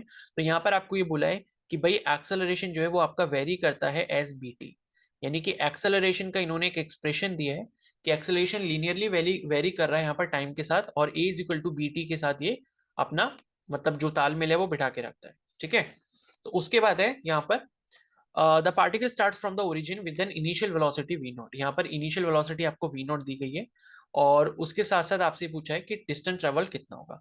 तो भाई अगर यहाँ पर एक्सेलरेशन की वैल्यू आपको दी गई है, ठीक है, जो कि आपकी किसके बराबर है? बीटी के बराबर है। ठीक है, तो हमें एक चीज ये पता है कि भाई एक्सेलरेशन का एक दूसरा भी फॉर्मूला होता है जो कि dv बाई dt के बराबर होता है, यानी कि change in velocity with respect to time. और इसी तरीके से मतलब अगर a की वैल्यू एक ये है और a की वैल्यू एक ये है, तो इन दोनों से हम ये लिख सकते हैं कि भाई dv बाई dt की जो वैल्यू है वो bt के बराबर है। ठीक है, ऊपर के दो रिलेशन से हमने ये बात यहाँ पर निकाल ली। ठीक है, अब अगर आप इसको क्या करते हो, इंटीग्रेट करते हो दोनों साइड। कैसे? अगर मान लो मैं क्या कर देता हूँ, dv इज इक्वल टू क्या हो जाएगा, bt इंटू dt हो जाएगा। अब मैं क्या करूंगा, इंटीग्रेटिंग इन बोथ साइड। अगर मैं दोनों साइड पे यहाँ इंटीग्रेट कर देता हूँ तो मुझे क्या मिल जाएगा, integration of dv is equal to integration of bt dt। ठीक है, तो इंटीग्रेशन ऑफ dv तो क्या हो जाएगा, v हो जाएगा, और इंटीग्रेशन ऑफ bt में से b तो आपका कॉमन हो जाएगा, तो क्या बचेगा, इंटीग्रेशन t dt बचेगा, जो कि b इंटू t का इंटीग्रेशन कितना हो जाएगा, टी स्क्वायर बाय 2t हो जाएगा। ठीक है, प्लस c यहाँ पर जरूर लिखेंगे, कांस्टेंट ऑफ इंटीग्रेशन, और इसमें फिर क्या लगाएंगे, एक बाउंड्री कंडीशन लगाएंगे। तो v जो है हमें यहाँ पर इसका एक्सप्रेशन मिल चुका है bt square by 2t plus c। ठीक है, तो ये जब आपके पास मिल गया, तो यहाँ पर एक इनिशियल कंडीशन दी है कि भाई जब आपका टाइम जीरो है, ठीक है, when t is equal to zero, तो इनिशियल वेलोसिटी जो आपको यहाँ पर दी हुई है वो कितनी दी है, v की वैल्यू आपको v नॉट दी है। ये आप कैसे देख सकते हो, क्वेश्चन में ये चीज लिखी हुई थी कि the particle starts from the origin with an initial velocity v not. Origin से अगर स्टार्ट हो रहा है तो टाइम उस टाइम जीरो होगा, और वेलोसिटी उस टाइम कितनी थी, v नॉट थी। तो ये जब कंडीशन होती है तो यहाँ से आप c की वैल्यू कैलकुलेट कर सकते हो इस एक्सप्रेशन में रख के। तो v की वैल्यू कितनी है, v नॉट है, b into T square, T की वैल्यू यानी कि जीरो का स्क्वायर हो जाएगा, अपॉन 2 इंटू जीरो हो जाएगा, प्लस सी कर दोगे। तो ये एक्सप्रेशन तो आपका जीरो हो गया, ये पूरा एक्सप्रेशन जो ये वाला, तो सी की जो वैल्यू है वो आपको वी नॉट के बराबर मिल गई। तो यहां से ये वाला जो एक्सप्रेशन है वो अब आपका क्या बन जाएगा, V is equal to B T square by 2t, ठीक है, प्लस सी। प्लस सी नहीं, सी की हमें वैल्यू मिल चुकी है जो कि वी नॉट है। अब ये एक टी से आप एक टी चाहो तो कैंसिल भी कर दो, वी इज इक्वल टू क्या मिल जाएगा, बी टी बाई 2 मिल जाएगा, प्लस वी नॉट मिल जाएगा। ठीक है, तो ये आपको अभी क्या है, वेलोसिटी का एक्सप्रेशन मिला है। अब आपको एक चीज ये पता होनी चाहिए कि भाई वेलोसिटी जो है उसका एक्सप्रेशन हम ऐसे करके भी लिखते हैं ds बाई dt करके, ठीक है, ds बाई डी टी लगते हैं because change in displacement with respect to time ही वेलोसिटी होता है। अब मैं क्या करता हूं, अगर मुझे डिस्प्लेसमेंट चाहिए, ds की वैल्यू चाहिए, तो मैं क्या करूंगा, vdt कर दूंगा और दोनों तरफ क्या करूंगा, इंटीग्रेशन दोबारा से करूंगा ऑन इंटीग्रेटिंग बोथ साइड। मतलब हम क्या कर रहे हैं, रिवर्स प्रोसेस कर रहे हैं एक्सेलरेशन से डिस्प्लेसमेंट तक पहुंचने के लिए। तो ds, अगर ds का क्या करूंगा, इंटीग्रेशन करूंगा लेफ्ट हैंड साइड में, और राइट हैंड साइड में vdt का इंटीग्रेशन करूंगा। तो ds का इंटीग्रेशन तो ऐसे हो जाएगा, displacement integration of vdt, vdt कहाँ है, v का एक्सप्रेशन अभी आपने ये कैलकुलेट किया है, जो कि आपका क्या है, vt by two plus V nought के बराबर है। ठीक है, इतना हो गया इंटू dt। अब यहां पर इसको सॉल्व कर लेंगे। ठीक है, यहां पर सॉल्व कर लेता हूं मैं। तो ये हो जाएगा S is equal to integration of B, यहां पर बाहर आ जाएगा बिकॉज कांस्टेंट है, और टू भी कॉमन आ जाएगा, बी बाई टू कॉमन आ गया, तो ये टी डी टी हो जाएगा, प्लस वी नॉट जो है वो भी आपका यहाँ पर कांस्टेंट ही रहेगा। ठीक है, तो वी नॉट आपका कांस्टेंट हो गया, इंटीग्रेशन डी टी हो जाएगा। तो ये हो गया displacement is equal to B by two, और इंटीग्रेशन ऑफ टी कितना हो जाएगा, टी स्क्वायर बाई टू हो जाएगा, plus V nought into integration of D T कितना हो जाएगा, टी के बराबर हो जाएगा। तो डिस्प्लेसमेंट जो आपको यहाँ पर मिला, कितना मिल गया, बी इंटू टी स्क्वायर। ठीक है, आई थिंक कुछ छोटी मोटी मिस्टेक हो गई है, मेरे को लग रहा है यहाँ पे बी टी। ठीक है, कुछ गड़बड़ हो गई यहाँ। ठीक है, ठीक है, ठीक है, एक्चुअली गड़बड़ यहाँ स्टार्टिंग में ही थोड़ी सी हो गई थी, कोई नहीं, यहीं पर जरा सी गड़बड़ हुई थी। एक्चुअली जब हमने टी का इंटीग्रेशन किया था तो T square by to T नहीं होना था, टी स्क्वायर बाई टू होना था खाली। ठीक है, ये थोड़ी सी मिस्टेक हो गई है, तो मैं इसको सही कर लेता हूँ। टी स्क्वायर बाई टू था, फिर यहाँ पर भी टी स्क्वायर बाई टू था, यहाँ पर भी आपका क्या रहेगा, ये B T square by two रहेगा। ठीक है, तो B T square by two ये आपका फाइनल एक्सप्रेशन था, B T square by two को यहाँ रख देते हैं। तो टी स्क्वायर का जब आप इंटीग्रेशन करोगे तो आपको क्या मिल जाएगा, टी क्यूब बाई थ्री मिलेगा। ठीक है, तो टी क्यूब बाई थ्री मिल गया।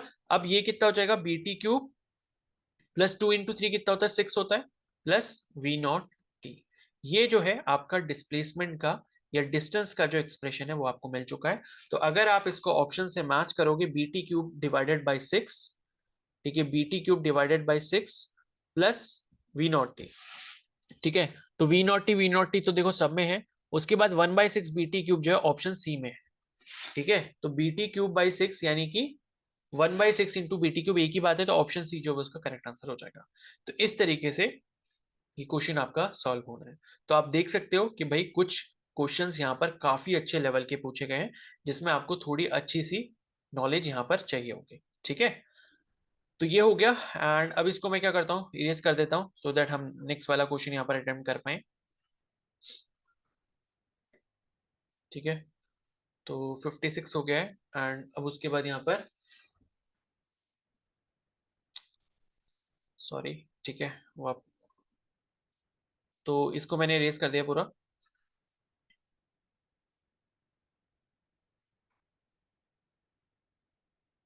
चलो ठीक है, अब नेक्स्ट क्वेश्चन कर लेते हैं। तो यहाँ पर नेक्स्ट क्वेश्चन है 57। तो यहाँ पर इसका जो 56 का आंसर था वो था आपका ये वाला सी वाला। ठीक है, तो a mass capital M is split into two parts, small M and capital M minus M, which are then separated by a certain distance. तो यहाँ पर क्या है कि एक द्रव्यमान कैपिटल एम है जिसको दो भागों में स्मॉल एम और एम माइनस एम में टूट जाता है या पाटा जाता है। ठीक है, जिन्हें फिर किसी दूरी पर रख दिया जाता है, तो इन्हें किसी डिस्टेंस पर सेपरेट करके रख दिया है। तो ये पूछा है कि what ratio of M by M, यानी कि small M by capital M का क्या रेशियो होना चाहिए, सो दैट कि उसका जो ग्रेविटेशनल फोर्स है उन दोनों के बीच में वो मैक्सिमम हो। अब इस क्वेश्चन को कैसे करना है इसको समझ लेते हैं कि इन दोनों के बीच में जो गुरुत्वाकर्षण की वैल्यू है वो कैसे मैक्सिमम होगी।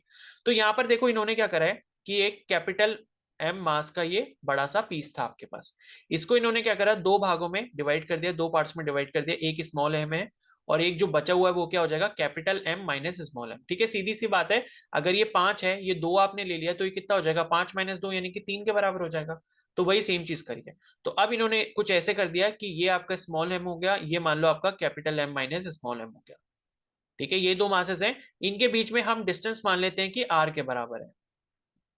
ठीक है, इनका सेंटर टू सेंटर जो डिस्टेंस है वो कितना है, स्मॉल आर के बराबर है। ठीक है, स्मॉल आर। तो अब ये पूछा है कि भाई ये जो m और m का रेशियो है, मतलब स्मॉल m और कैपिटल M का जो रेशियो है वो किस तरीके का होना चाहिए जिससे इनके बीच का जो ग्रेविटेशनल फोर्स है या गुरुत्वाकर्षण है वो मैक्सिमम हो, उसकी वैल्यू हमें सबसे ज्यादा मिले। तो ये कैसे करेंगे, हमें भाई न्यूटन्स लॉ ऑफ ग्रेविटेशन के हिसाब से एक चीज ये पता है कि जो न्यूटन्स लॉ ऑफ ग्रेविटेशन है वो क्या बोलता है, ठीक है, रुको इसे। तो न्यूटन्स लॉ ऑफ ग्रेविटेशन जो है वो ये बोलता है कि भाई F इज इक्वल टू क्या होता है, G m1 m2 divided by R square, ठीक है। तो जो ग्रेविटेशनल फोर्स है, न्यूटन्स लॉ ऑफ ग्रेविटेशन ये बोलता है कि भाई दो मासेस अगर आपको m1 m2 दिए गए हैं तो उनके बीच में जो फोर्स ऑफ ग्रेविटेशन है वो कितना हो जाएगा, capital G into m1 m2 divided by R square. R square क्या है, उन दोनों के बीच का डिस्टेंस, और कैपिटल G है यूनिवर्सल ग्रेविटेशनल कांस्टेंट, ठीक है। तो इसी को हम अप्लाई करेंगे। इसके अकॉर्डिंग अगर हम इस वाले केस में ये फॉर्मूला अप्लाई करते हैं तो फोर्स ऑफ ग्रेविटेशन जो हमें यहाँ पर मिलेगा वो कितना मिलेगा, कैपिटल जी, पहला वाला मास स्मॉल m ले लेते हैं, दूसरा वाला मास जो है वो हमको कितना दिया है, m माइनस एम दिया है, m1 m2 हो गया डिवाइडेड बाय आर स्क्वायर। ये फॉर्मूला हमें मिल जाएगा, ठीक है, हमने वैल्यू रख दी। अब देखो क्या होता है, अगर हमें किसी भी चीज की मैक्सिमम वैल्यू निकालनी है तो हम क्या करते हैं, उसको डिफरेंशिएट कर देते हैं, ठीक है। क्या करते हैं, डिफरेंशिएट कर देते हैं, सो दैट कि हमको उसकी मैक्सिमम वैल्यू मिल जाए। और डिफरेंशिएट करने के साथ साथ उसको क्या करते हैं, जीरो के बराबर रख देते हैं। तो हमें डिफरेंशिएट क्या करना होगा कि हमें किसकी वैल्यू मैक्सिमम चाहिए, फोर्स की चाहिए। और फोर्स जो है वो किस पे डिपेंड कर रहा है, क्योंकि देखो ये स्मॉल m और ये कैपिटल M माइनस m, ये दोनों चीजें तो देखो कांस्टेंट है, ठीक है, कांस्टेंट है ना, क्योंकि मास तो कांस्टेंट रहता है। तो यहाँ पर चेंज क्या हो रहा है, बेसिकली रेडियस चेंज हो रही है। तो रेडियस के रिस्पेक्ट में हम लोग बात करेंगे, ठीक है। नहीं सॉरी, रेडियस के रिस्पेक्ट में नहीं, बेसिकली यहाँ पर आपसे मास का रेशियो पूछा ना, तो मास के रिस्पेक्ट में यहाँ पर बात करेंगे। तो हमें जो डिफरेंशिएट इसको करना होगा वो मास के रिस्पेक्ट में करना होगा और फिर उसको जीरो के बराबर रखना होगा। तो केस कुछ यहाँ पर ऐसा बनेगा कि जो डी एफ है उसको हम डीएम के रिस्पेक्ट में डिफरेंशिएट करेंगे, यानी कि एफ को जो है हम डीएम के रिस्पेक्ट में यानी कि मास के रिस्पेक्ट में डिफरेंशिएट करेंगे और उसको जीरो के बराबर रखेंगे। और एफ की वैल्यू आपको यहाँ पर नीचे दिख रही है जो अभी हमने कैलकुलेट करी है। तो बेसिकली यहाँ पर कैलकुलेशन कुछ ऐसी हो जाएगी कि डी बाई डी एम हम करेंगे कैलकुलेट किसके लिए, G M capital M minus small M divided by R square, और इसकी वैल्यू जो है वो हम जीरो के बराबर यहाँ रख देंगे, ठीक है। ये हमने जीरो के बराबर रख दी। अब आपको करना क्या है, ये आर जो है नीचे वाला आर ये आपका जीरो में चला जाएगा बिकॉज ये तो एक कांस्टेंट है, और ये कैपिटल जी जो है ये भी आपका जीरो के साथ चला जाएगा उधर डिवाइड में या मल्टीप्लाई में जो भी करना है, तो ये उधर चला जाएगा ये भी, क्योंकि ये कांस्टेंट है, ठीक है। तो since G and R are constant, ठीक है, देयरफॉर तो हमें जो नेक्स्ट वैल्यू यहां पर मिलेगी, हमें डिफरेंशिएट बेसिकली किसको करना होगा, D by D M of small M into capital M minus small M, ठीक है, इसको हमने डिफरेंशिएट करना है और इसको जीरो के बराबर रख देना है। तो इसको अगर हम डिफरेंशिएट करते हैं तो हम इसको डिफरेंशिएट किस तरीके से कर सकते हैं वो समझ लेते हैं, ठीक है। तो यहां पर क्या है, सबसे पहले जब हम इसको डिफरेंशिएट करेंगे तो हमें क्या वैल्यू मिलेगी, मैं इसको ऐसे लिख सकता हूं, D by D M of small M capital M minus D by D M of small M is equal to zero. ये वैल्यू मुझे मिल गई। एंड उसके बाद मैं क्या करूंगा, अगर मैं इसका डिफरेंशिएशन यहां पर करता हूं, ठीक है, स्मॉल एम कैपिटल एम का यहाँ पर अगर मैं इसको डिफरेंशिएट करता हूं तो मुझे इसकी वैल्यू जो है वो क्या मिल जाएगी, बिकॉज यहां पर मैं क्या करूंगा, कैपिटल एम को बाहर निकाल लूंगा, क्योंकि कैपिटल एम की जो वैल्यू है वो कांस्टेंट है। चेंज जो हो रहा है वो आपकी स्मॉल एम की वैल्यू में चेंज हो रहा है, एंड इस स्मॉल वैल्यू की चेंज होने की वजह से आपका capital M minus small M change होगा, और इन्हीं दोनों के बीच में हमें रेशियो निकालना है। इस वजह से कैपिटल एम जो है वो भी आपका क्या है, एक कांस्टेंट की तरह ट्रीट किया जाएगा, क्योंकि बड़ा वाला मास क्या है, एक कांस्टेंट है। तो बड़े वाले मास को भी अगर मैं बाहर निकाल लेता हूं तो ये क्या बन जाएगा, capital M D by D M of M minus D by D M of M is equal to, ये जीरो मिल जाएगा। और यहां से आप अगर देखते हो, ठीक है, आई थिंक कुछ गड़बड़ तो नहीं हो गई ना, ठीक है ठीक है ठीक है, ये एम स्क्वायर होगा, सॉरी, क्योंकि ये बाहर एम था, इसको अंदर वाले एम से मल्टीप्लाई करेंगे तो क्या हो जाएगा, एम स्क्वायर हो जाएगा, तो ये एम स्क्वायर हो गया, ठीक है। अब मैं क्या करता हूँ, इधर साइड का थोड़ा सा रब कर देता हूँ ये वाला, अच्छा चलो ठीक है, लेफ्ट साइड में कर लेते हैं इसको रब, लेफ्ट साइड में सॉल्व कर लेंगे बाकी का, ठीक है। तो यहाँ पर आप देख सकते हो हमें कैपिटल एम मिला था, और D by D M of M कितना हो जाएगा, ये वन के बराबर हो जाएगा, minus D by D M of M square का अगर आप डिफरेंशिएट करोगे तो वो कितने के बराबर होगा, 2m के बराबर होगा, और इसकी वैल्यू जो वो आपको जीरो के बराबर मिल जाएगी, यानी कि m माइनस 2m की वैल्यू जीरो हो गई। तो m की वैल्यू जो है वो आपको 2m के बराबर मिल जाएगी। और m और कैपिटल M का अगर आप रेशियो निकालते हो यहाँ पे, यानी कि बड़े वाले मास का और छोटे वाले मास का अगर आप यहाँ पर रेशियो निकालते हो तो वो आपको यहाँ पर मिल जाएगा 2/1, ठीक है, 2/1। और अगर आपसे मान लो यहाँ पर क्या पूछा है कि आपको छोटे वाले और बड़े, क्योंकि यहाँ पर इन्होंने रेशियो 1/2 करके दिया है, तो यहाँ पर बेसिकली m/m का रेशियो पूछा है, तो ये आपका 1/2 यानी कि 1:2 के बराबर हो जाएगा। ठीक है, तो इसके अकॉर्डिंग जो है ऑप्शन बी इसका करेक्ट आंसर है, यानी कि 1/2। ठीक है, तो इस तरीके से ये क्वेश्चन करना है। देखो कभी भी किसी भी क्वेश्चन में कोई चीज के बारे में पूछा जाता है कि ये मैक्सिमम कब होगी, तो उसको डिफरेंशिएट कर दो उस वेरिएबल के टर्म्स में या उस वेरिएबल के रिस्पेक्ट में जिसके बारे में आपसे पूछा जा रहा है कि किस चीज के बारे में पूछा है। जैसे यहाँ पर मास के रिस्पेक्ट में पूछा था कि मास के रिस्पेक्ट में मास को हम ऐसे कैसे तोड़ें कि मैक्सिमम हो जाए। ठीक है, तो उसी के रिस्पेक्ट में आप डिफरेंशिएट कर दो एंड उसको 0 के बराबर रख दो, तो आपको वैल्यू जो जो भी मिलेगी वही वैल्यू पे वो क्या होगा, मैक्सिमम होगा। तो यहाँ पर कहने का मतलब ये हुआ कि स्मॉल एम और कैपिटल एम मतलब ऐसे होने चाहिए कि उनका जो रेशियो है वो 1/2 हो। मतलब अगर छोटा वाला मास 5 किलो का है तो बड़ा वाला मास आपका 10 किलो का होना चाहिए। ठीक है, जो बड़ा वाला मास है आपका 10 किलो का होना चाहिए। क्लियर है? तो ठीक है, ये हो गया। तो अब मैं क्या करता हूँ, इसको इरेज कर देता हूँ एंड उसके बाद हम लोग नेक्स्ट क्वेश्चन करते हैं। ठीक है, तो आप देख सकते हो काफी अच्छे लेवल के क्वेश्चंस यहाँ पूछे जा रहे हैं। इतने हलवा क्वेश्चंस भी नहीं पूछे इन्होंने, कुछ हलवा थे। ठीक है, कुछ बेसिक बेसिक थे जैसे कि आपके यूनिट्स वगैरह के क्वेश्चन हो गए, लेकिन बाकी जो भी न्यूमेरिकल दिए हैं काफी अच्छे लेवल के न्यूमेरिकल ये पूछे जा रहे हैं। तो आपको लाइक प्रिपरेशन भी अपनी उसी के अकॉर्डिंग करनी होगी। ठीक है, तो आप लाइक चैनल को जरूर सब्सक्राइब कर लेना, सो दैट कि आप जो है आगे इसी तरीके से क्वेश्चंस को प्रैक्टिस करते रहो। तो यहाँ पर हम आगे चलते हैं। तो अब यहाँ पर जो क्वेश्चन आपको दिया गया है, इसको हटा देता हूं मैं सारा।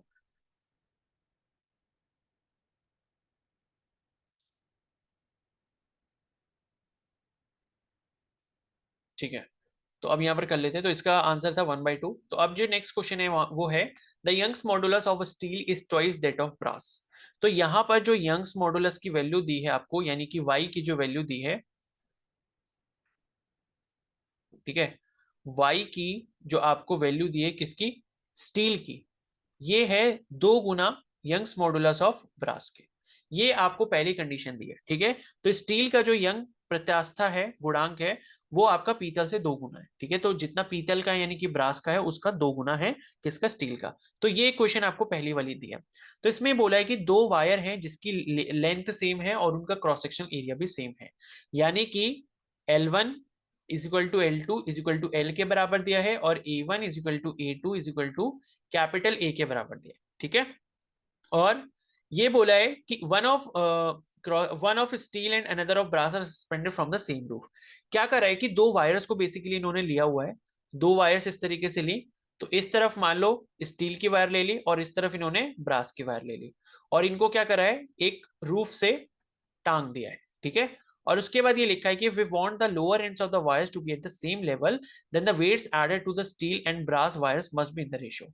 अगर मान लो इनको खींच के हमको सेम लेवल पे लाना है, मान लो इस पे मैं मास m1 लटकाता हूं और इस पे मास मान लो m2 अगर लटका देता हूं, और इनको सेम मास सेम लेवल तक लेके जाना है, ये आपका लेवल है, सेम लेवल तक अगर इनको खींच के लेके आना है, तो m1 और m2 मास का जो रेशियो है वो कितना होना चाहिए, ये क्वेश्चन आपसे यहाँ पूछा गया। ठीक है, तो अब आप इसे कैसे कर सकते हो, काफी इजी सा क्वेश्चन है, इसमें कुछ ज्यादा सोचने की बात नहीं है। ठीक है, तो बेसिकली हम जो है ध्यान सिर्फ और सिर्फ इसके यंग्स मॉडुलस की बात के ऊपर देंगे, जो यंग्स मॉडुलस की बात है इसमें कही गई है। तो बेसिकली आपको एक फॉर्मूला ये पता होना चाहिए कि भाई जो यंग्स मॉडुलस होता है वो क्या होता है, आपका स्ट्रेस अपॉन स्ट्रेन होता है। ठीक है, स्ट्रेस अपॉन स्ट्रेन, जब आप हुक्स लॉ पढ़ते हो तो उसमें स्ट्रेस अपॉन स्ट्रेन आता है, और स्ट्रेस का जो फॉर्मूला होता है वो क्या होता है, फोर्स अपॉन एरिया, और जो स्ट्रेन का फॉर्मूला होता है वो क्या होता है, change in length upon original length. और अगर मैं इसको और शॉर्ट करके लिखूं तो ये कितना हो जाएगा, F/L upon A into delta L। ठीक है, अब आपको क्या है, पहली जो कंडीशन आपको दी थी कि भाई यंग्स मॉडुलस जो है वो आपका स्टील का जो है वो 2 टाइम्स है किसका, यंग्स मॉडुलस ऑफ ब्रास। इसी इक्वेशन को आप यूज कर लोगे यहाँ पे, और इस इक्वेशन को अगर आप यूज करते हो तो आगे आप क्या कर सकते हो, यही फॉर्मूला लिखोगे, तो एफ ऑफ स्टील यानी कि फोर्स आपका जितना स्टील पे लग रहा है, length of steel wire, area of steel wire, और delta L of steel wire. ठीक है, तो ये जब आप यहां पर करोगे, एक सेकेंड, क्वेश्चन क्या पूछा था, एक बार क्वेश्चन में फिर से देख लेता हूँ। तो यहाँ पूछा था कि then the weights added to the steel and brass wire must be in the ratio. ठीक है, तो यहाँ पर बेसिकली आपसे जो है वेट के बारे में पूछा था, मतलब ये फोर्स के बारे में बात कर रहे हैं। ठीक है, तो फोर्स का रेशियो आपको निकालना पड़ेगा, क्योंकि फोर्स बेसिकली फोर्स जो आपसे पूछा जाएगा वही आपके वेट के रेशियो के, क्योंकि जो वेट इस पे लग रहा है वो बेसिकली क्या लग रहा है, W is equal to mg के बराबर लग रहा है, यानी कि फोर्स जो आपको कैलकुलेट करना है वो आपका mg यानी कि W के बराबर ही होगा। ठीक है, तो फोर्स का आपको रेशियो निकालना है, यानी कि Fs और Fb का, फोर्स ऑफ स्टील वायर और फोर्स ऑफ ब्रास वायर। तो ये 2 गुना हो जाएगा किसका, force of brass wire, length of sorry brass wire, उसके बाद area of brass wire into change in length of brass wire. ठीक है, तो अब आप यहाँ पर ये देखोगे कि लेंथ जो है दोनों की सेम है, तो एल एस और एल भी बराबर है, ये दोनों कट जाएंगे। एरिया भी जो दोनों है ये सेम है, और चेंज इन लेंथ भी है, ये दोनों भी सेम है, बिकॉज इसमें ये बात बोली गई है कि सेम लेवल तक उनको खींचा गया, यानी कि एक्सटेंशन जो होगा वो भी सेम होगा। तो F S is equal to 2 times of F B, ये वैल्यू मिल जाएगी, यानी कि स्टील वायर पे जो फोर्स लग रहा है वो 2 टाइम्स होगा जितना आपका किस पे लग रहा है, ब्रास के वायर पे लग रहा है। ठीक है, तो आपसे ये बोला गया था कि स्टील और ब्रास वायर का रेशियो कितना होना चाहिए, यानी कि F S by F B की जो वैल्यू है वो आपके पास 2/1 आ जाएगी, यानी कि 2:1 जो उसका करेक्ट आंसर हो जाएगा। तो अगर आप यहाँ पर ऑप्शन में आंसर देखोगे, इसको हटा देता हूं मैं, तो ऑप्शन में अगर आप यहाँ पर आंसर देखोगे, ठीक है, तो ऑप्शन में आपको आंसर यहाँ पर 2:1 का ऑप्शन सी आंसर हो जाएगा इसका। ठीक है, तो ऑप्शन सी जो है वो इसका करेक्ट आंसर है। क्लियर है? ठीक है, अब ये बाकी सब ये हटा देता हूँ, फिर नेक्स्ट क्वेश्चन करते हैं हम लोग। आई होप ये क्वेश्चन आपको अच्छे से समझ आ गया होगा। अब ये सर्किट का एक क्वेश्चन दिया हुआ है यहाँ पे, ठीक है, इलेक्ट्रिसिटी वाले चैप्टर से है ये। तो देखो क्वेश्चन क्या है यहाँ, कि एक सर्किट है, मतलब इसमें बोला गया है कि in the given figure a diode D is connected to an external resistance R equal to 100 ohm and an EMF 3.5 volt। तो यहाँ परिपथ में एक डायोड जो है वो D की एक वहां जो है प्रतिरोध R 100 ओम के बराबर जो है और 3.5 वोल्ट का EMF है उसकी बैटरी से जोड़ा गया है। ठीक है, तो ये बोला है कि if the barrier potential developed across the diode is 0.5 volt, the current in the circuit will. तो यहाँ पर अगर मान लो डायोड के अक्रॉस जो पोटेंशियल बैरियर यहाँ पर दिया वो 0.5 वोल्ट होता है, तो करंट सर्किट में कितना होगा, ये क्वेश्चन आपसे पूछा गया है। तो काफी इजी सा क्वेश्चन है ये भी। ठीक है, अब कैसे होगा ये, तो देखो इसमें जो पोटेंशियल होगा, मतलब पूरे सर्किट के अंदर जो पोटेंशियल होगा सर्किट का वो कितना होगा, मतलब पोटेंशियल डिफरेंस की हम बात करें। ठीक है, क्योंकि V equal to I R, यानी कि ओम्स लॉ को हम यहाँ पर यूज करेंगे, तो पोटेंशियल जो आपका, मतलब पोटेंशियल डिफरेंस जो होगा आपका सर्किट के अंदर, वो आपका कितना होगा, टोटल जो आपका पोटेंशियल डेवलप हो रहा है बैटरी से, और उसमें से अगर आप यहाँ पर बैरियर का पोटेंशियल जो है वो अगर आप यहाँ पर माइनस कर देते हो, यानी कि वी ऑफ बैरियर, तो आपको इसकी वैल्यू मिल जाएगी। ये आपका वी किसका है, सर्किट का। तो वी सर्किट अगर आपको निकालना है तो टोटल जितना पोटेंशियल बैटरी की वजह से यहाँ पर आपका डेवलप हो रहा है उसमें से अगर आप बैरियर का पोटेंशियल माइनस कर देते हो तो आपको करेक्ट आंसर है मिल जाएगा।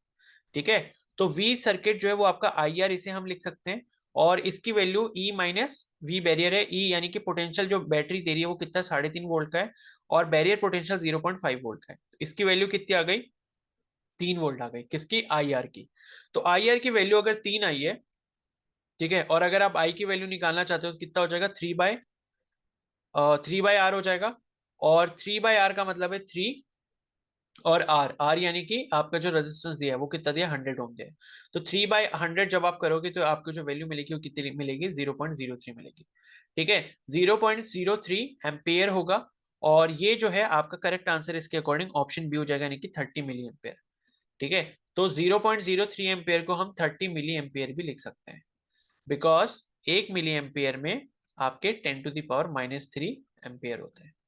ठीक है, तो इससे जो है करेक्ट आंसर आपका 30 मिली एम्पेयर यहाँ पर आ जाएगा। क्लियर है? तो ये 59 क्वेश्चन हो गया, एंड 60th क्वेश्चन बस एक लास्ट बचा है, उसको जल्दी से देख लेते हैं। ठीक है, एंड फिर हमारा जो है फिजिक्स का सारा पोर्शन ये वाला इस पेपर का सॉल्व हो जाएगा। तो 60th क्वेश्चन हमें जल्दी से ढूंढना पड़ेगा। 15, 26, 42, 21, 89। ठीक है, यहाँ तो नहीं है, ऊपर होगा।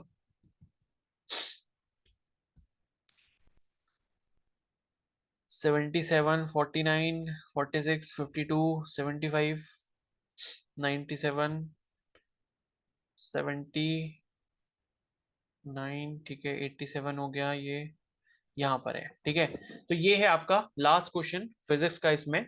60th नंबर का क्वेश्चन। तो इसमें क्या पूछा गया है कि a string is stretched between fix point separated by 75 centimetre. ठीक है, तो एक डोरी है जो कि दो स्थिर बिंदुओं के बीच में खींची गई है और उनके बीच की जो दूरी है वो कितनी है, 75 सेंटीमीटर है। तो it is observe to have resonant frequencies of 420 hertz and 315 hertz. तो यहाँ पर जो है इस डोरी की दो अनुनाद आवृत्तियां जो हैं वो आपकी 420 हर्ट्ज और 315 हर्ट्ज है। तो there are no other resonant frequencies between these two, इन दोनों के बीच में और कोई भी रेजोनेंट फ्रीक्वेंसी नहीं है। The lowest resonant frequency for this string is, ठीक है। तो यहाँ पर बेसिकली आपसे स्टैंडिंग वेव का जो क्वेश्चन है वो पूछा गया है एंड आपको ये कंडीशंस वगैरह दी हैं। ठीक है, तो देखो इस क्वेश्चन को कैसे करना है। बेसिकली ये क्वेश्चन आपको तब तक क्लियर नहीं होगा जब तक आपको इसके पीछे के सारे कॉन्सेप्ट्स अच्छे से नहीं पता है, लेकिन फिर मैं बता देता हूँ। तो फ्रीक्वेंसी 1 आपको यहाँ पर मान लो 420 हर्ट्ज के बराबर दी हुई है और फ्रीक्वेंसी 2 जो है वो आपको यहाँ पर 315 हर्ट्ज के बराबर दी है। ठीक है, ये दोनों फ्रीक्वेंसी दी है और लेंथ जो आपको दी है L 75 सेंटीमीटर आपको दिया है लेंथ ऑफ स्ट्रिंग। ठीक है, मतलब जो स्ट्रिंग के बीच के जो दो पॉइंट्स दिए हैं उसके बीच में जो डिस्टेंस है। ठीक है, आपको कैलकुलेट क्या करना है, यहाँ पे लोएस्ट रेजोनेंट फ्रीक्वेंसी कैलकुलेट करनी है। तो यहाँ पर देखो एक फॉर्मूला होता है हमारे पास NV बाई 2L। तो एक फ्रीक्वेंसी तो हम ये कंसिडर कर लेंगे N वाली, और एक जो दूसरी इसकी फ्रीक्वेंसी कंसिडर करेंगे वो N+1V बाई 2L कर लेंगे। ठीक है, तो ये हमारी दो फ्रीक्वेंसीज की वैल्यू, ये वाली जो वैल्यू है वो आपको 315 हर्ट्ज के बराबर दी है और ये वाली जो वैल्यू है वो आपको 420 हर्ट्ज के बराबर दी है। तो अब हम अगर इन दोनों इक्वेशन को सॉल्व कर लेते तो यहां से हमें जो है n की वैल्यू मिल जाएगी एंड n की वैल्यू मिलने के बाद जब हम सॉल्व करेंगे तो हमें जो है लुईस जो आपकी रेजोनेंट फ्रीक्वेंसी है वो मिल जाएगी।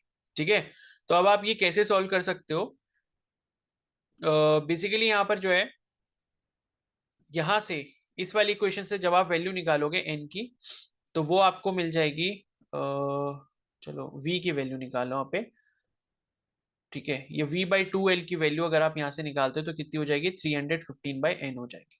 तो v बाई 2L की वैल्यू मैं इस वाली इक्वेशन में रखूंगा अगर, तो n+1 into V by 2L है। तो v बाई 2L के लिए मैं क्या करूंगा, 315 बाई n से मल्टीप्लाई कर दूंगा और ये 420 हर्ट्ज के बराबर इसको रख दूंगा। ठीक है, तो 315 से पहले ऊपर मल्टीप्लाई कर लेते हैं। तो 315 n plus 315 divided by n is equal to 420। तो ये जब आगे फर्दर सॉल्व करेंगे तो ये हो जाएगा 315n plus 315 is equal to 420n। ठीक है, तो 315 is equal to 420n minus में इधर इसको ले आएंगे तो 420n माइनस 315n।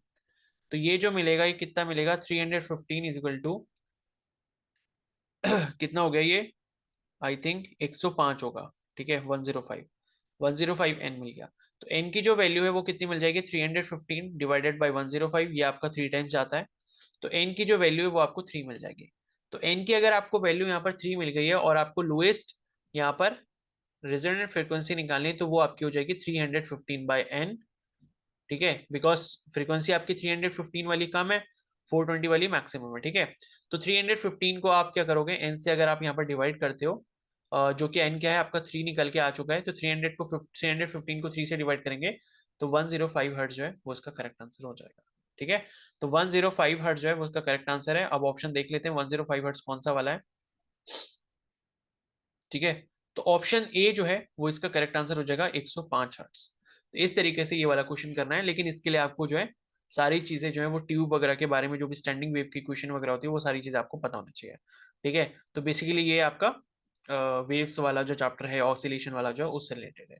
ठीक है, इस तरीके से क्वेश्चन करना था। सारे क्वेश्चंस जितने भी थे मैंने आपको उसके सॉल्यूशंस करवा दिए, लेकिन सॉल्यूशन ही नहीं करे हमने यहाँ पर सारे कॉन्सेप्ट्स को भी सीखा है।